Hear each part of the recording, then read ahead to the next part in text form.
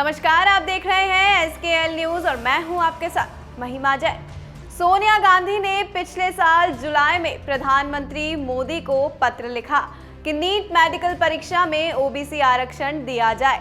वहीं राष्ट्रीय पिछड़ा आयोग ने भी इस सवाल को उठाया तो पिछड़ी जाति के कर्मचारियों के अखिल भारतीय संगठन ने इस मुद्दे को उठाया। तेजस्वी यादव ने तो इसे पिछले साल भी उठाया और इस साल भी।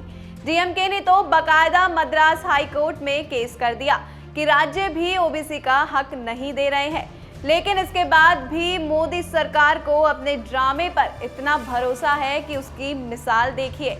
अचानक से कुछ मंत्री प्रधानमंत्री से मिलने जाते हैं, ज्ञापन देते हुए फोटो खिंचाते हैं। मीडिया में इन मंत्रियों को ओबीसी मंत्री बताया जाता है और कुछ घंटे बाद फैसला हो जाता है कि आरक्षण मिलेगा। देखिए SKL न्यूज की खास रिपोर्ट। जी हां, अदालत का बहाना बनाकर सरकार ने 4 साल तक कोई फैसला नहीं किया। अगर ज्ञापन देते हुए ओबीसी मंत्रियों के साथ फोटो खिंचाने के 24 घंटे के भीतर फैसला हो सकता था तो 4 साल पहले क्यों नहीं किया गया?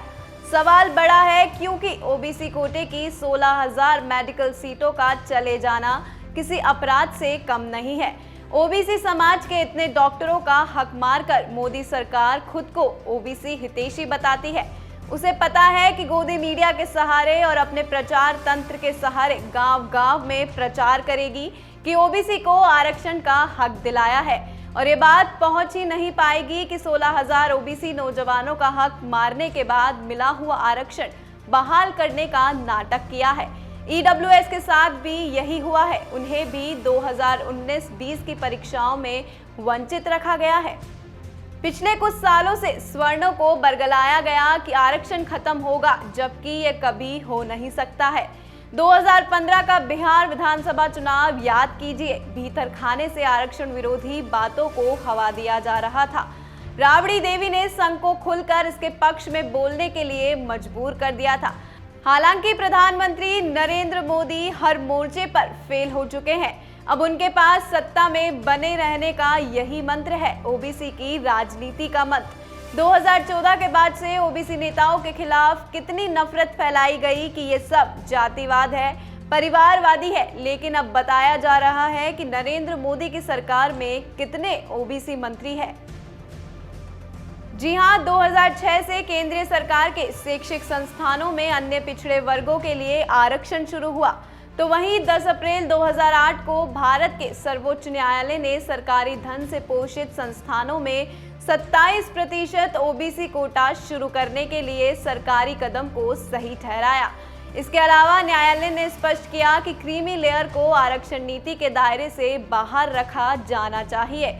अब इसी के साथ 27% ओबीसी आरक्षण साल 2017 से साल 2020 तक छात्रों को न मिलने के कारण 11,000 से ज्यादा ओबीसी समुदाय से आने वाले छात्रों को नुकसान हुआ है। साल 2017 से लेकर 2020 के दौरान इन सीटों पर ओबीसी आरक्षण न मिलने से post graduate programme medical MD MS में कुल 7,307, under graduate programme medical MD MS में 3,207 छात्राओं को नुकसान हुआ है। तो वहीं पोस्ट ग्रेजुएट प्रोग्राम डेंटल में 262 और अंडर ग्रेजुएट प्रोग्राम में 251 छात्रों का नुकसान हुआ है।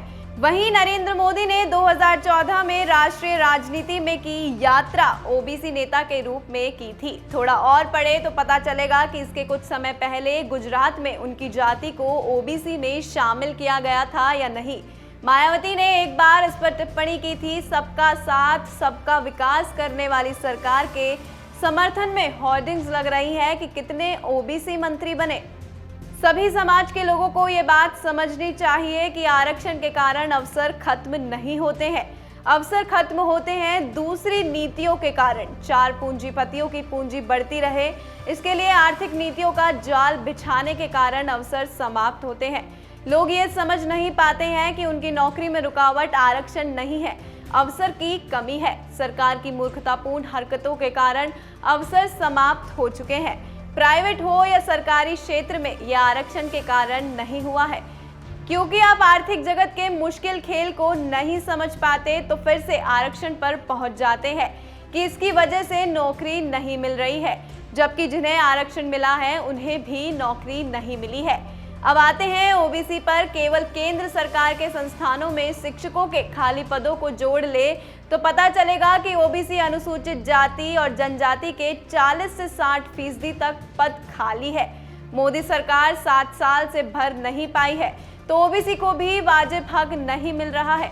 ओबीसी नेता और अपने मंत्रिमंडल में ओबीसी मंत्रियों की गिनती कराने वाले नरेंद्र मोदी के राज में ओबीसी को भी नौकरी नहीं मिल रही है, वरना केवल केंद्रीय विश्वविद्यालयों में कई हजार ओबीसी और अनुसूचित जाति जनजाति के नौजवान लेक्चरार बन गए होते।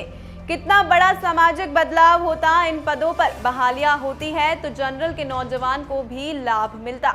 अब सवाल है कि सभी को ये लाभ कैसे मिले। तरीका है होर्डिंग बनाकर शहर शहर में लगा दे कि ओबीसी से लेकर जनरल के कितने पद खाली है मोदी जी, भर्ती कब होगी मोदी जी। ऐसे में 6 महीने के भीतर भर्तियां होने लगेंगी और नौकरी का हक मांगने का एकमात्र यही तरीका है। फिलहाल के लिए इतना ही। आप देखते रहिए SKL न्यूज़। नमस्कार।